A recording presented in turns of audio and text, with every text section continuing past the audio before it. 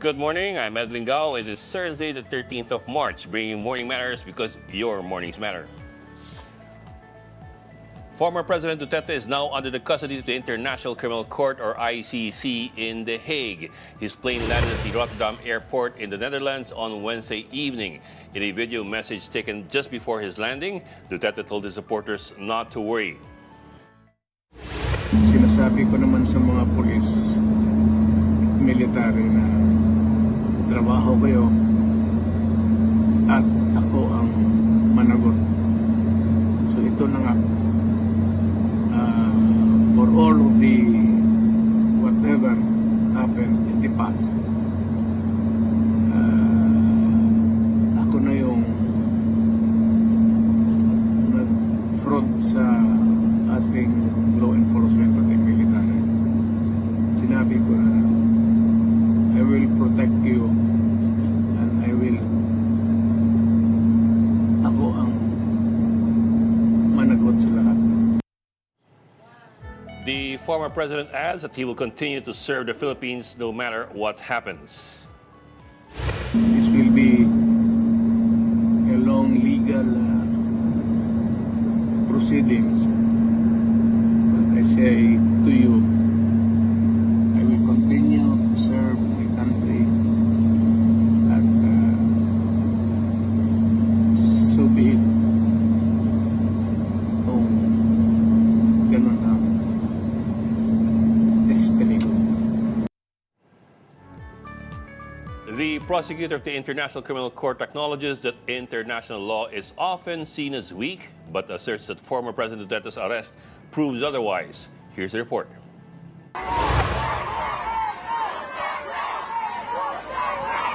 Supporters of former President Rodrigo Duterte chanted his name upon his arrival at the Scheveningen prison in The Hague. This is where he will be detained while facing trial for crimes against humanity. The plane carrying former President Rodrigo Duterte landed at the Rotterdam The Hague airport before midnight on Wednesday. In a statement, the International Criminal Court said medical assistance was made available at the airport for Duterte as part of standard procedures when a suspect arrives. ICC Chief Prosecutor Karim Khan described Duterte's arrest as an important moment for international law. Well, the arrest of the former president of the Philippines, Mr. Rodrigo Roa Duterte, is an important moment. The office has been investigating the situation of the Philippines for some time in relation to the so-called war on drugs. The judges have issued that warrant and it's been executed. And in issuing the warrant, the judges have found reasonable grounds to believe that Mr. Duterte has committed the crime of murder as the founder, as the head of the so-called Davao death squad, as the mayor of Davao City, and then later as the president of the Philippines between 2011 and 2019. Khan acknowledged criticism that international law is often seen as weak, and said this arrest proves otherwise. And the fact that it's been executed is important to victims. It means a lot, I think, to victims. That's the feedback we've already received. And many say that international law is not as strong as we want, and I agree with that. But as I also repeatedly emphasize, international law is not as weak as some may think. When we come together, when we work, when we build partnerships, the rule of law can prevail, warrants can be executed. Meanwhile, an analyst noted that this could be the first case in the ICC dealing with a situation that is not from a sort of war or election-related violence. This is the first case, I think, that is going to deal with a situation that is not from sort of war or election-related violence. This is basically about extrajudicial killings within the so-called drug war. So I think it's also in that sense special, and of course it's the first case that relates to Asia that is leading to a trial. So in many ways it's really a first. Attorney Gilbert Andres, a lawyer representing victims of drug-related killings in the Philippines, called Duterte's arrest the first step in the long way to justice.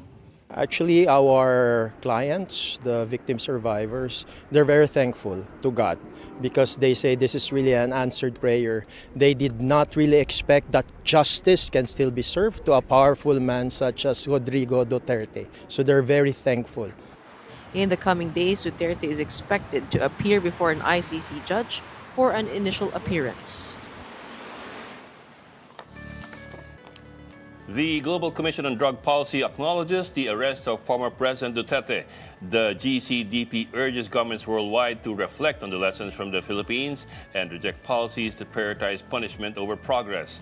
It notes that drug policy reform is a matter of justice, public health, and humanity. The Commission adds that it stands firmly with those affected by extrajudicial killings and continues to promote humane, effective responses. According to the GCDP, Duterte's war on drugs led to thousands of deaths, with official reports citing over 6,200 fatalities in police operations. Senator Bato de la Rosa breaks his silence following the arrest of former President Duterte. During an exclusive interview with News 5, de la Rosa clarifies that he is not in hiding, but was assigned to handle the motion for certiorari at the Supreme Court.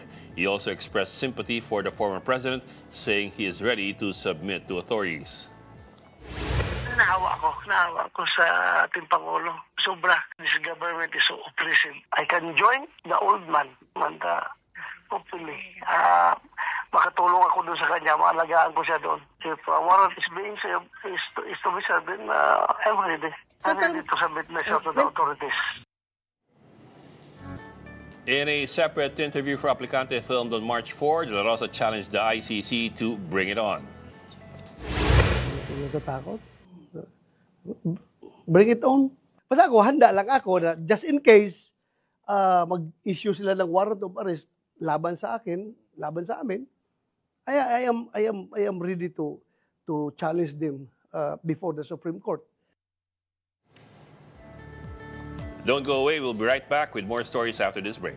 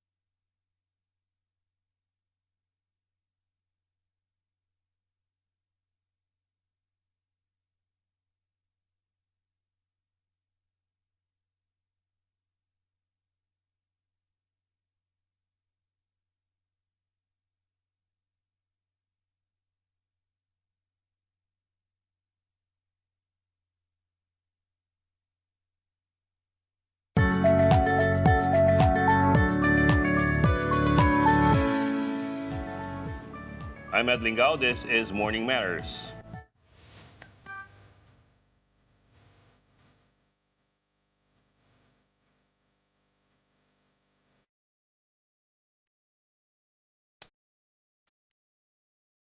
For families of victims of extrajudicial killings, Duterte's arrest is only the beginning of a long road to justice. Mobile journalist Evan Trinque with the report. a step closer to justice. Several groups supporting the victims of alleged extrajudicial killings during the Duterte administration attended the mass at Asia Shrine yesterday morning. For them, this marks the beginning of holding former President Rodrigo Duterte accountable for his bloody war on drugs, a campaign that allegedly led to thousands of killings. The arrest and bringing the former president to the International Criminal Court in The Hague, Netherlands, to face charges of crimes against humanity is a huge step forward. They believe that it is now time to hold responsible parties accountable and to finally deliver justice to the victims of extrajudicial killings who have been seeking it for years. This was a victory na napaka-importanteng unang hakbang para sa mga biktima, doon sa mga pamilyang naulila. For Father Robert P. Reyes, a vocal critic of Duterte's war on drugs, this is an opportunity for victims to come forward and for the former president to be held accountable. Although the process of investigating the bloody war on drugs has been slow, he is grateful that there is now progress. He also emphasized the significant contribution of those who have been vocal in opposing the war on drugs during the Duterte administration. Hindi tumatahimik at hindi naduduro at natatakot ang mga tinatawag na tinig ng konsyensya, tinig ng moralidad. In a phone interview, I spoke with a family who lost a loved one to the government's Hague operations. Years later, they still remember that fateful day clearly. Now, they are hopeful that their long fight for justice is finally making progress. Kahit pa paano magkakaroon ng justice yung pagkakamatay ng asawa ko tsaka ng iba pang victim. At least, ngayon kahit pa paano nagkakaroon ng linaw. For the families who lost loved ones, this is the only beginning of a long road to justice. But they remain determined to continue their fight. Mobile journalist Ivan Tarinque, We Are One News.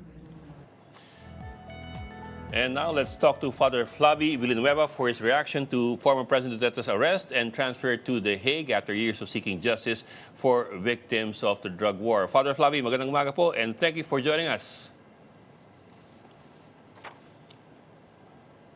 Father Flavi, baka naka-mute kayo. Sorry. There you go. For a moment, I was worried about that. Father Flavi, thank you for joining us, Father. Long time. Good morning po. Father Flavi, just a few hours ago, the former president was finally turned over to the ICC. They have sort of a reception committee or council there for registration with the ICC. Now, just a few years ago, I think very few people would have thought that this moment would ever happen. I mean, I remember, I remember that. Na parang, what's the likelihood of this ever getting that far? And just if only for that, I can't possibly imagine what you and the families of the victims are feeling right now. Can you tell us a bit of what's going on inside you guys? It's, first, good morning, Ed, and to our televiewers. The initial feeling when I called on them without telling anything yet was sabi nung isa, Father, pakikurot mo naman ako. O kaya, mas maigi, pwede bang pakisakal mo ko sandali? Totoo ba itong nangyayaring ito? Kasi matagal tayo na sa dilim.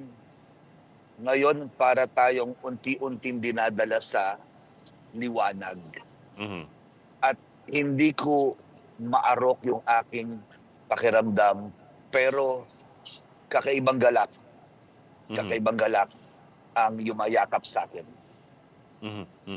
Well, Father, I also need to ask you this. Are any of the groups or any of the families going to The Hague for the hearings? I don't. Well, perhaps as witnesses, or perhaps as participants, or perhaps to observe. I'm not sure exactly under what context. But are any of them going?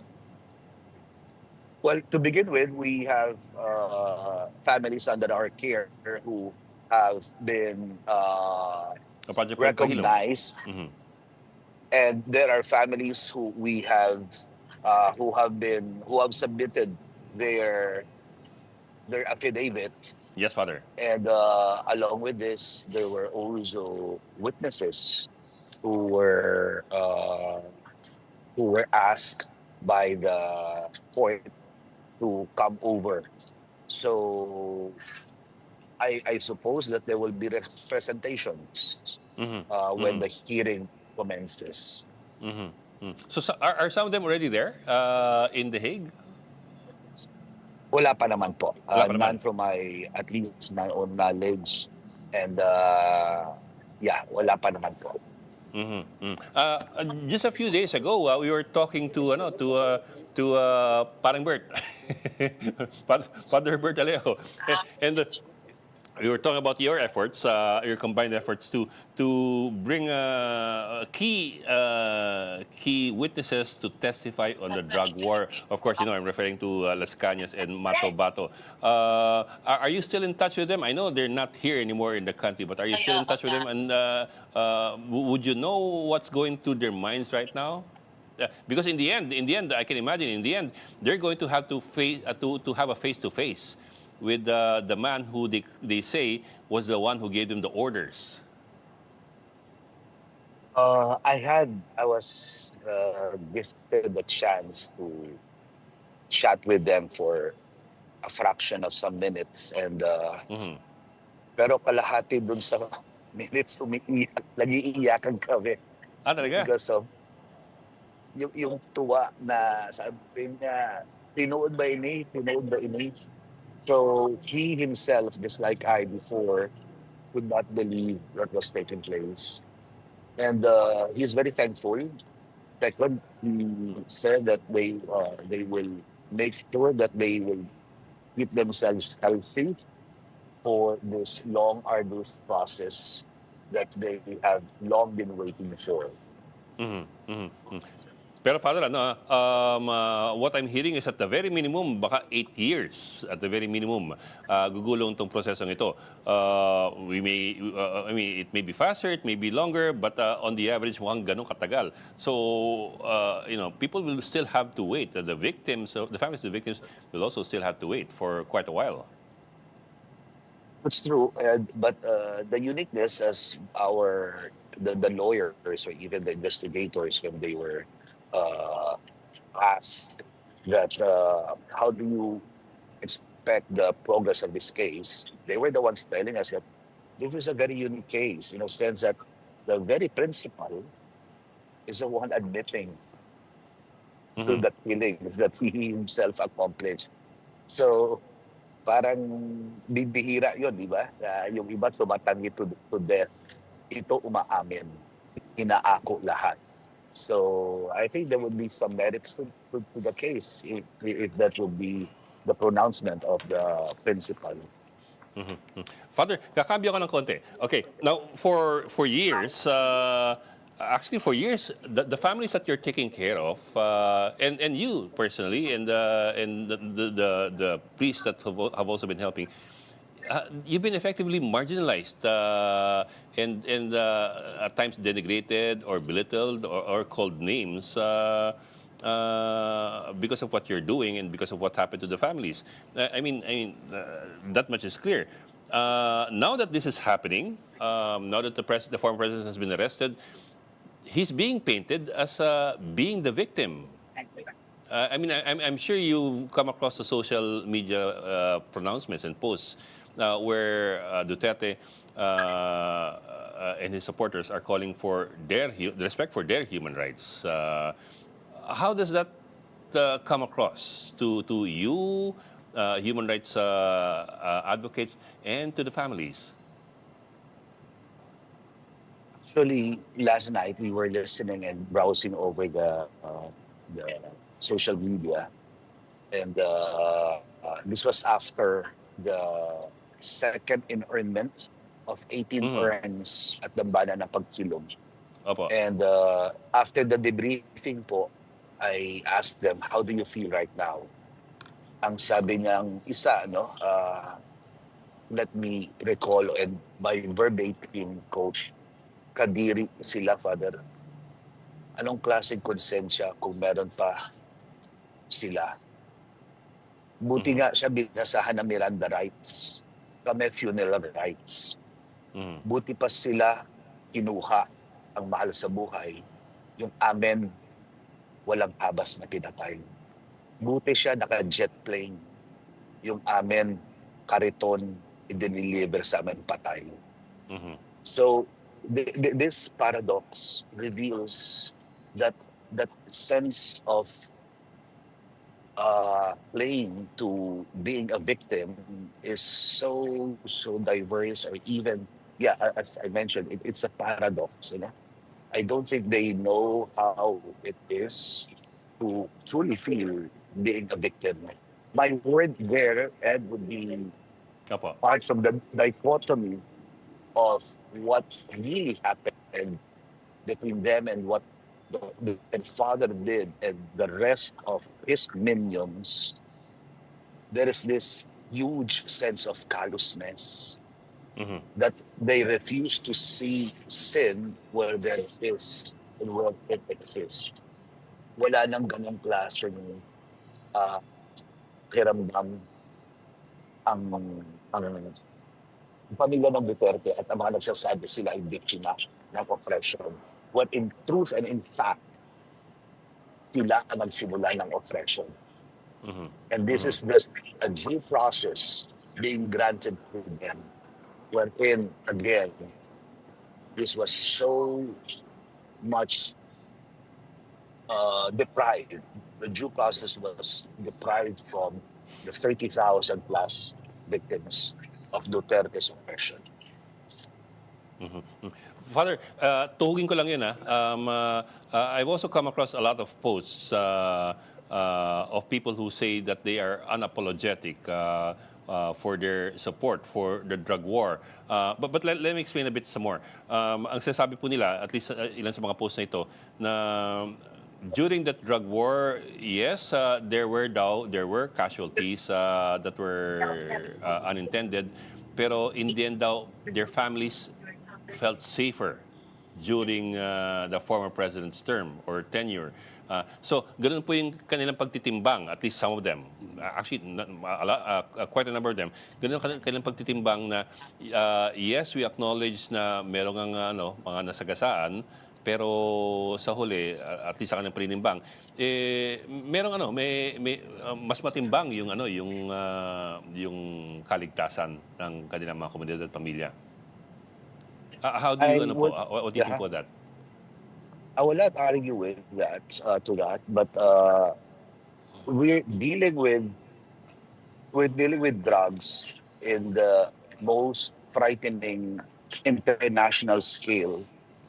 That means the involvement of the mafia. And when this takes place, if one kills a drug pusher, they will just simply be replaced by another principal. Second, pansamantalang kapayapaan o katahimikan mayroon sa komunidad, pero ano ang epekto nung nakita ng mga bata na may dugo na dahil pinasabog ang bungo sa harap ng kanilang bahay? The people has to see beyond that so-called peace that they now or even back then experienced versus how this peace was attained. Another point is lumaganap ang enterprise ng patayan. Na-normalize. I don't know if na-normalize na naging desensitize na okay lang pumatay. And Father, even yes, actually even the language was normalized. Precisely. So if this is the price for peace, then definitely we have to look for another alternative way to achieve a peace that truly that truly provides the peace without bloodshed, especially coming from a state that perpetrates and oppresses people.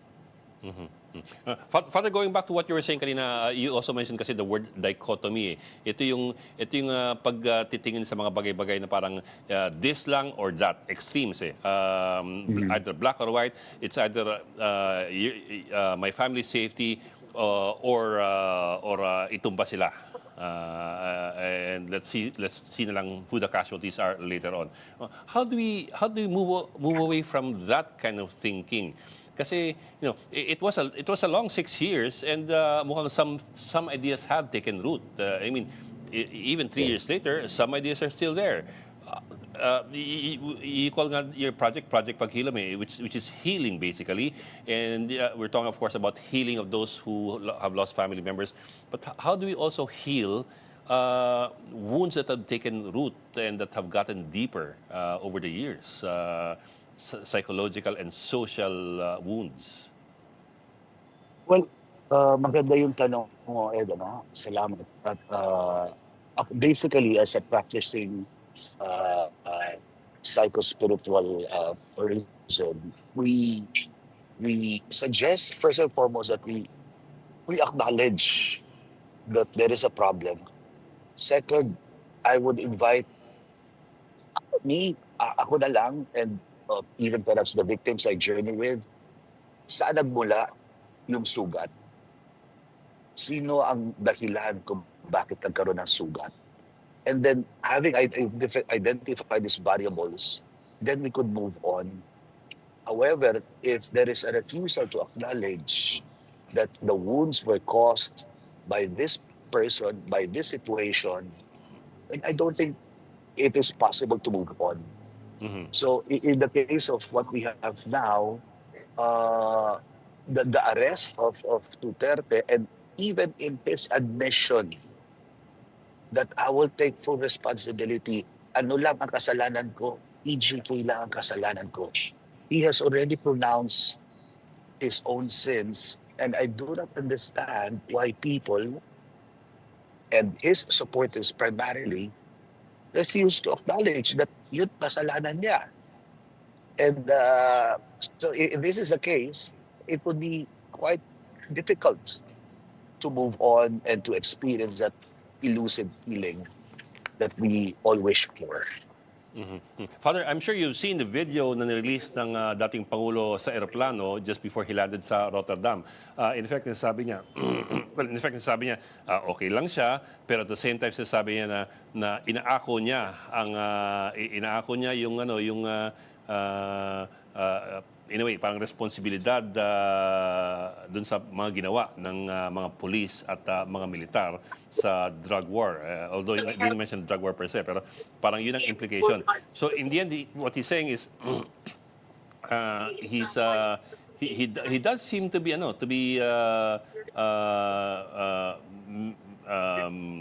making it appear na he's defending the security forces who did this, who took part in the drug war.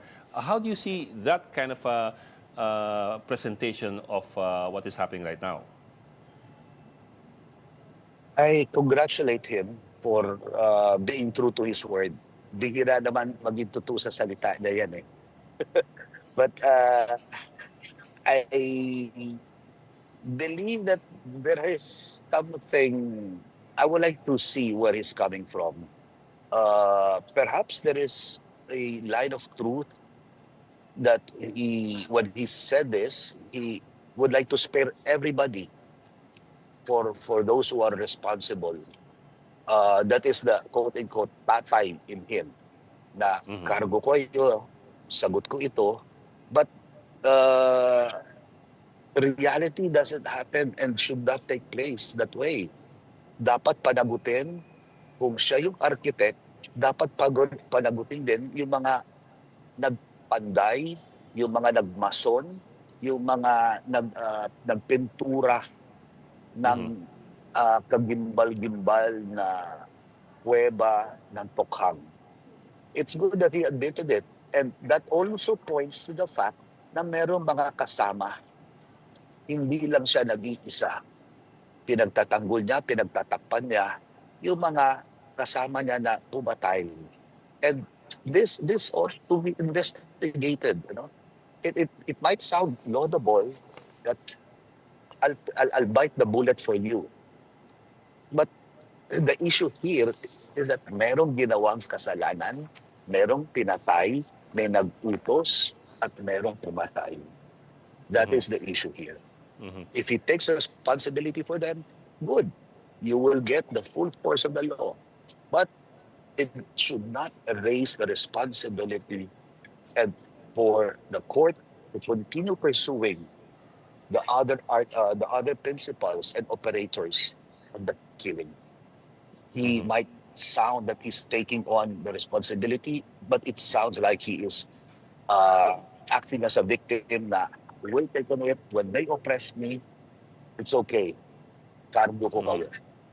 It's a picture being painted, but we should dig deep into the meaning of these words and motivations. Father, cambio ako ulit. Dito po sa ICC, of course, kung sakaling umabot tayo doon, possible imprisonment kung sakaling umabot tayo doon. Pero I also understand that the ICC also looks at the possibility of reparations or kahit pa paano helping the victims of the accused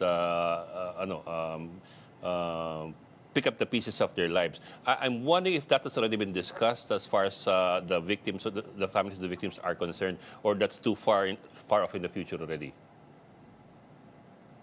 Parang malayo pa po yata yun, the reparation, because I think the defendant has to be proven guilty first, and the reparation has also to come from what the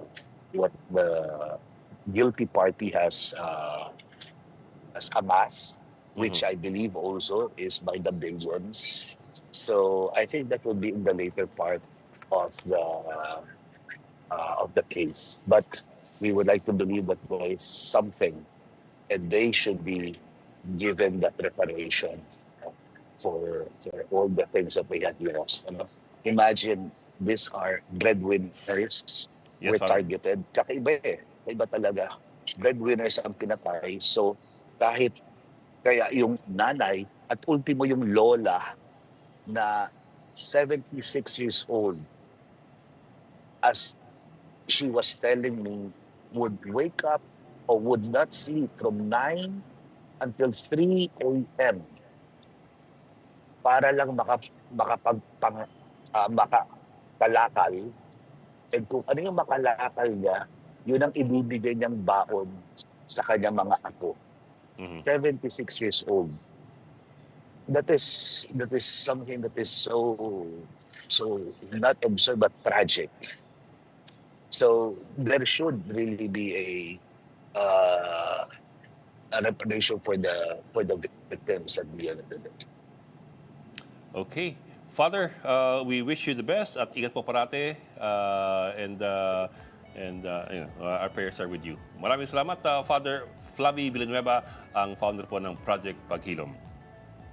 Salamat din, Father. Ed. And Ingat po. buti sinabi mo yung ingat at may security issues din na nagaganap. I've had 4 security issues in the past 2 months. And sorry to just bring it out, but Good, there are Father. people tailing, there are people surveilling, and we counted at least 4 occasions in different places. So thank you for the concern. Pero Father, to that point, has there been an increase in that kind of activity since the former president was arrested and taken away? In other words, magmula nung isang araw, yan po ba'y nag-increase yung mga banta na yan? Wala pa naman, but it only heightened last January. And the last one was a motorcycle stopping in front of me and out of the blue told me, "Hi, Father Flavi, ingat ka lagi, ha?" And when I asked, "Saan ka pupunta?" "Hindi, napadaan lang, nakita kita." And then, "Sige, ingat lang." Then he left immediately.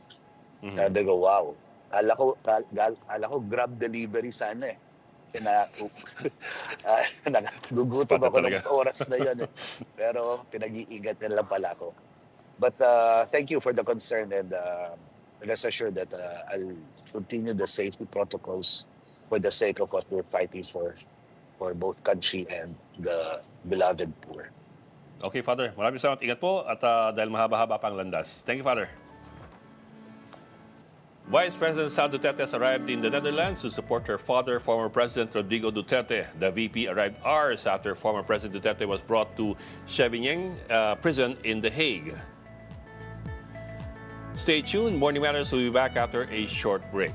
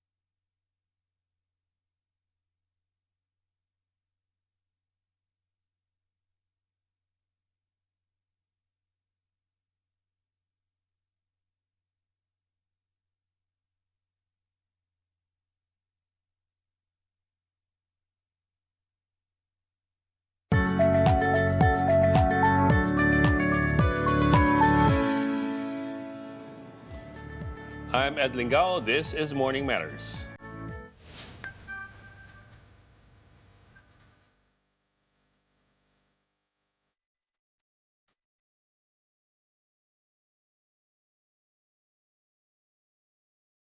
Malacanang Defense Interpol's arrest of former President Duterte. Palace Press Officer Claire Castro says the government will continue to honor its commitments with Interpol, including help in serving more possible warrants of arrest issued by the International Criminal Court. Castro maintains that decision to help in the arrest of Duterte to face trial at the ICC is completely legal. Paano po magiging kidnapping kung may warrant of arrest?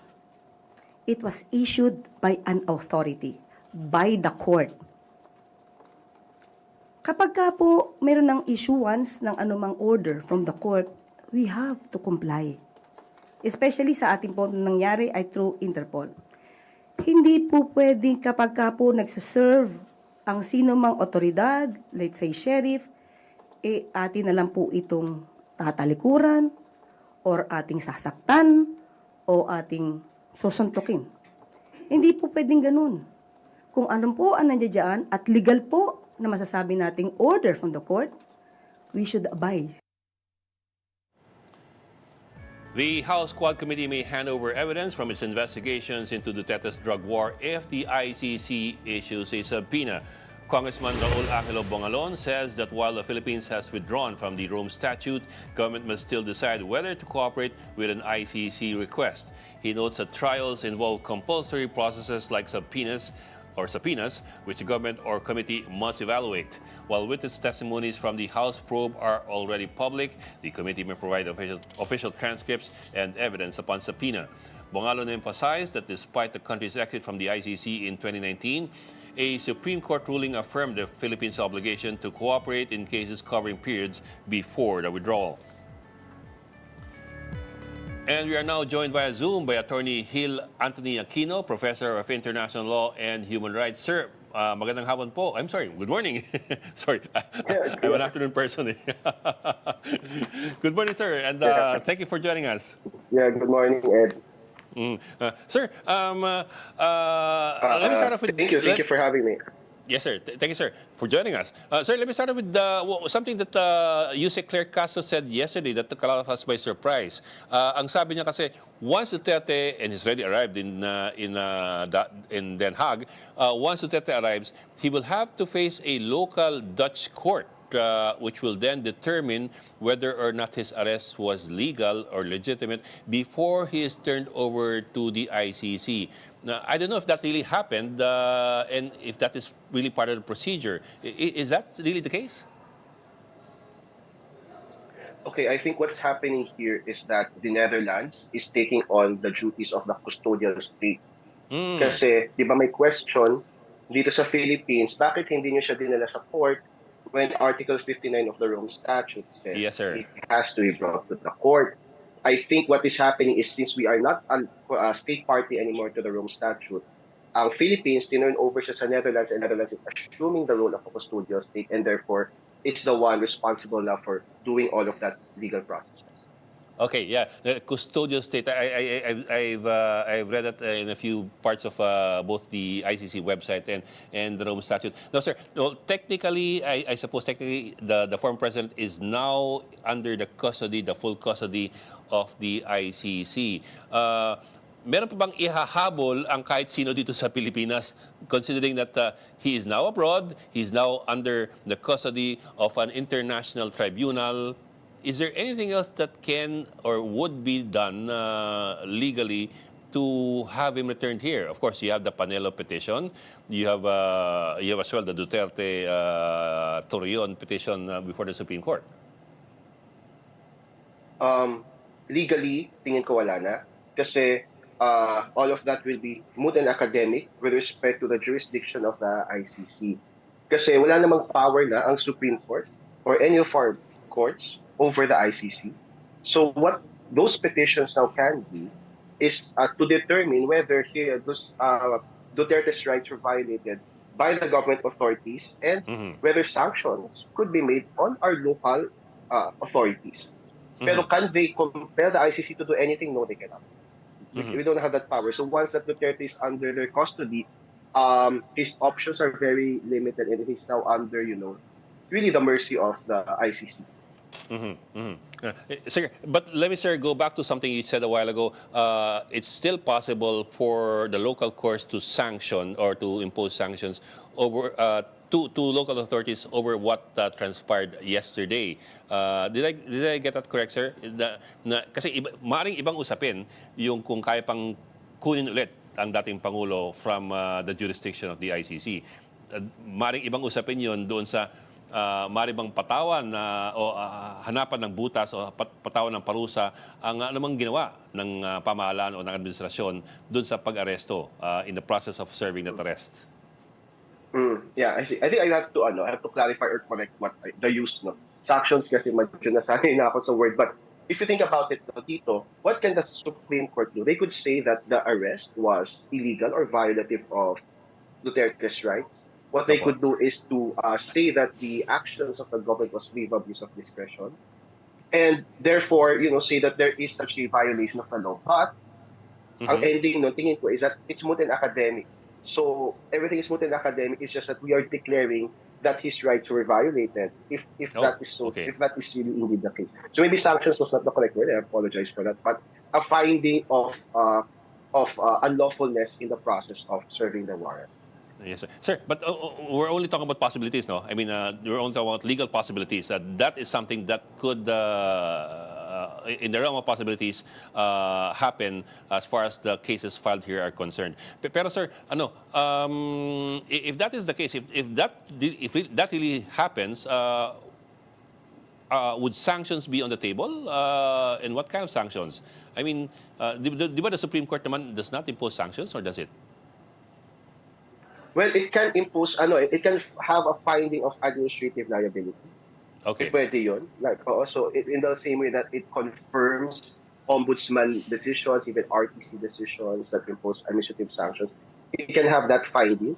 However, it is very unlikely, I think, for that to happen in this case. I think the best that they could do is just a declaration of the lawfulness or unlawfulness of the arrest, whether under human rights frameworks or our local laws, let's say on extradition or RA 9851. But a finding of grave abuse of discretion, usually yun lang naman yun. There's a finding of grave abuse of discretion, and therefore we are saying that the act is illegal, and then they would say we have to reverse the act, but it's Mm-hmm. not possible in this case. So. Mm-hmm. Mm-hmm. Well, yes, sir. Okay, that's I understand, sir. But sir,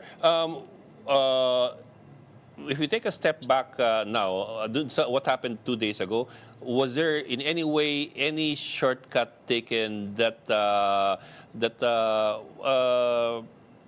crosses the boundaries of what is allowed by the law? Of course, I know the executive does have wide latitude in terms of determining what is in the national security and national interest, but at the same time, then of course you also have a set of laws that have to be followed and procedures that have to be followed. I bring it up, sir, because for example, I've also seen some postings raising questions about whether or not. The DOJ or the executive should have filed a petition with a local court for a local court to approve the transfer of jurisdiction of the former president to an international body or a foreign state. Mm. Actually, yes, Ed. The question of the lawfulness of the arrest and our surrender to the ICC of President Duterte actually is a live legal question, in my opinion. I think Okay. there are arguments on both sides to say that it is lawful and arguments to say that it is not. In fact, I saw I think a statement by former Associate Justice Carpio, Carpio. where he entertained the possibility that the arrest was illegal. But the thing is, under international law, the issue of the arrest is different from the issue of the jurisdiction of the court. The arrest may have been illegal, but that does not necessarily affect the jurisdiction of the court. The court could just disregard any of the Opo. events that led up to the arrest that led to their taking of jurisdiction. So the ICC will not probably not care about what happened before the he was or while he was being arrested, Opo. except perhaps to see whether the Netherlands complied with the duties of the custodial state. Hanggang doon lang. Tingin ko. But what happened in the Philippines, I don't think so. So there is actually room to say that the arrest was legal in the sense that we are not bound by the Rome Statute anymore, which is ironic because that is what Duterte has been trying to say all this time, diba?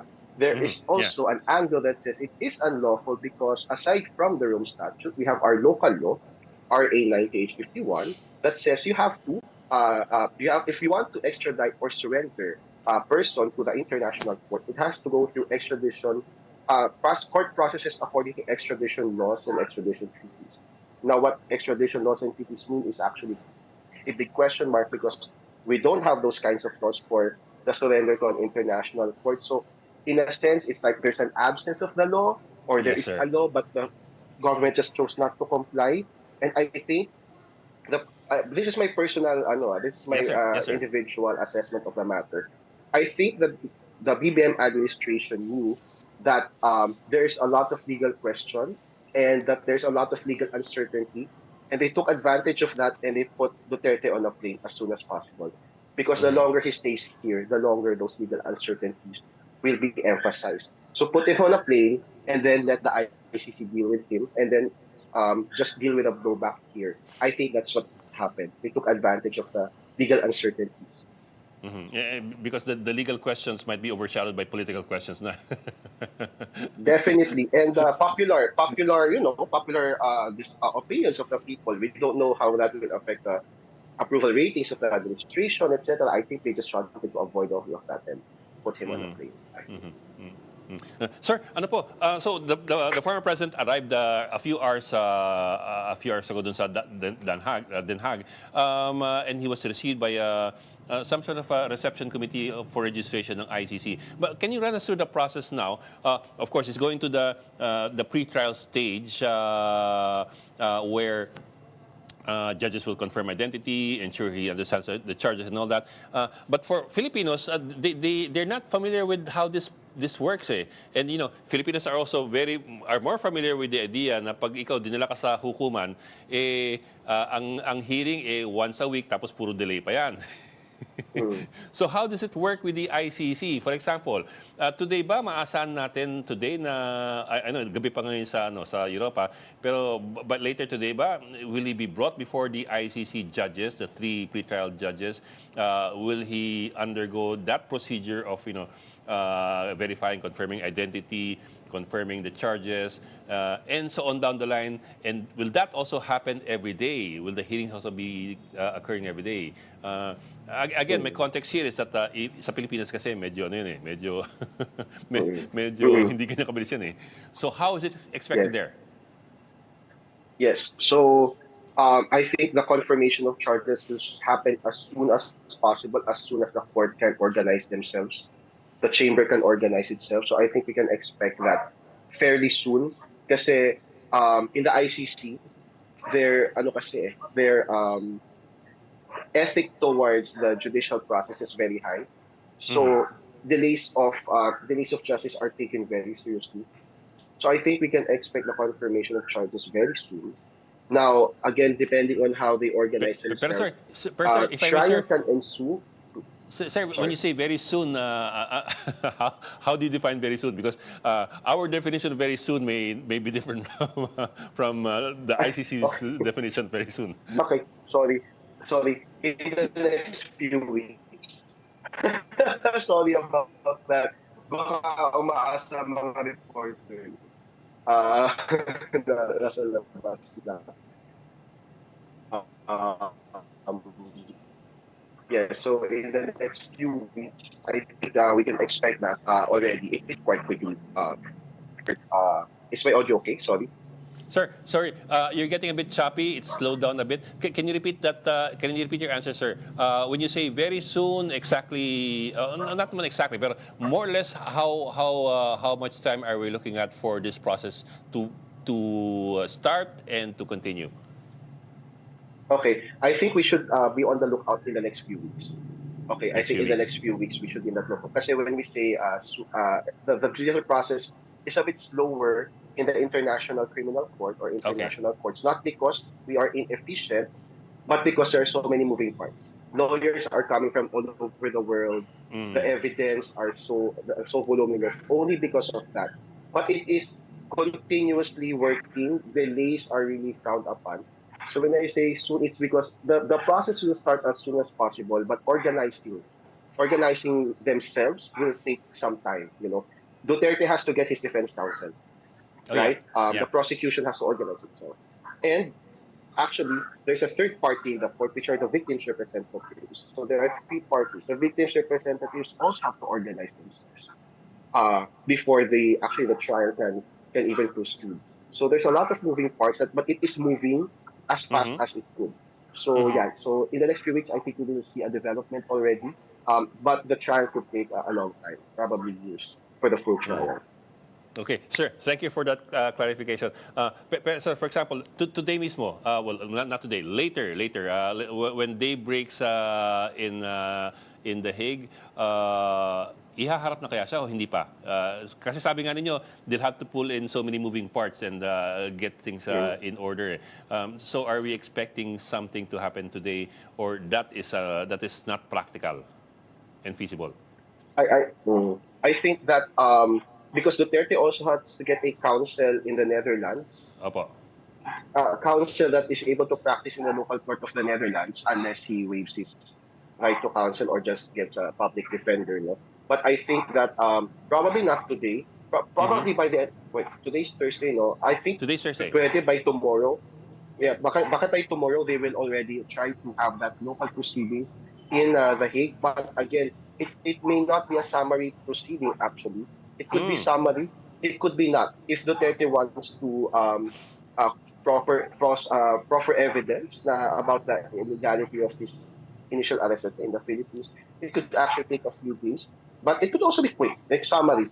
So we don't know, but it's possible that by tomorrow we'll see some updates, whether on the custody of the local authorities in the Netherlands or Yes, even sir. with the ICC. Yes, sir. But ang Yes, sir. tingin ko dyan, baka next week pa. Yes, sir. Sir, when you say talking about the custody, you're not referring to the ICC hearing yet. You're talking about the local court, the local Dutch court, talking about the custody as the custodial state. Tama ho ba? Yes, that is my prediction. Oo. The Netherlands as a custodial state, the local proceedings. Sir, thank you for clearing that up kasi of course we're all we're all unfamiliar with what's going to be happening Sir, tuhin ko na ng konti, sir. Okay. Pre-trial stage, you have 3 pre-trial judges confirming the identity, ensure understanding of the charges, and hear the prosecution, defense, and victims, and then the judges who decide within 60 days if there is enough evidence to go to trial. So yun po yung next step ngayon. Sir, for that to happen, for the 3 judges to decide if there is enough evidence to go to trial, what kind of quantum of evidence are they looking at? What has to be proven, or what could possibly be lacking for the judges to be thrown out?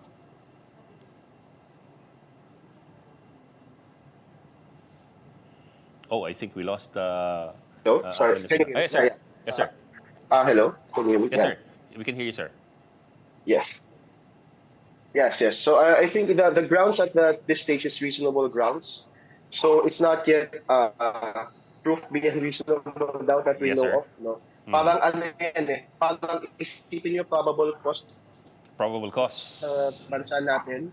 Apo. A certain level lower than something similar. So reasonable grounds to believe, so reasonable evidence. Something lower than proof beyond reasonable doubt. So similar to our system here where we have like in the preliminary investigation, we have yes, sir. determination of Parang PI. probable cause. Similar to like a reasonable grounds to believe. So para pong PI, I'm relating it to our cases here, parang PI, preliminary investigation ng piskal. That's the best. Yes. Oh, that's the best siguro that we can make the analogy na parang parang preliminary investigation, parang nag-decide sila, enough ba to para sa korte? Pero pagdating kasi sa Pilipinas, probable cause, meaning did she probably do it or not? Dito, is it reasonable to believe that she did it or not? Parang ganun. So medyo similar, diba? So we can imagine it like that. Okay, sir. And then it moves, kung makapasa po dyan, it moves to the 4th stage, the trial mismo, the trial stage, where, and this, I understand, sir, tell me if I'm getting this right, the quantum of evidence necessary is beyond reasonable doubt, guilt beyond reasonable doubt. Sir, let me just ask about that one, kasi for example, how easy or difficult is it to prove guilt beyond reasonable doubt cases where the accused is not the one who pulled the trigger? Kasi of course you're talking about leaders of governments alam mo yun, hindi sila yung gunman mismo. So how easy or difficult is it to prove something like that beyond reasonable doubt, that kind of guilt? Okay, so it's very difficult, but not in that sense, because the Rome Statute, it was really created for situations like this, na hindi yung accused yung bumunot ng baril. Because it's really meant for these leaders who may not have done it physically, but ordered. So ang tanong is that, did this person order or orchestrate this whole thing? Yan ang ipoprove nila. So ngayon, yung for example, yung instances of murder, instances of rape, instances of torture, they will not go through it like as detailed na whether or not the elements of torture in each individual case was proven. Yes, sir. Hindi, the quantum of evidence is whether, number one, this person ordered such events to happen, and number two, whether yung element na importante sa crimes against humanity, which is widespread or systematic killing, ay siya yung nag-orchestrate. So yun yung mga elements na mahalaga para sa ICC. Because yung individual crimes, for example, the victims of course narrate instances of murder, instances of torture, the court will not necessarily go, it will go to a certain extent to determine, how truthful or how reliable these accounts are of the witnesses and the victims. But once it establishes that there is a probability that such individual crimes happen, ang mahalaga sa ICC, yung overall design ng polisiya, in this case, war on drugs and DDS back in the day, no? Ano yung policy na fulfilled by yung elements in relation to the design of the policy, that he designed it, he ordered it, that it is widespread or systematic against civilians. So yun yung mas importante para sa ICC. Okay. Well, Attorney Hill Anthony Aquino, sir, I'll have to leave it there. I understand baka malobat na ho kayo. But we really appreciate po the time you spent with us, because for us, it's basically ICC 101. And we really appreciate, sir, your time. You're taking the time to enlighten us about this. Even for me, napaaral. Maraming salamat po, Attorney Hill Anthony Aquino. Thank you for joining us this morning. And that's today's episode of Morning Matters. I'm Ed Lingao. We are One News, all sides, all the time.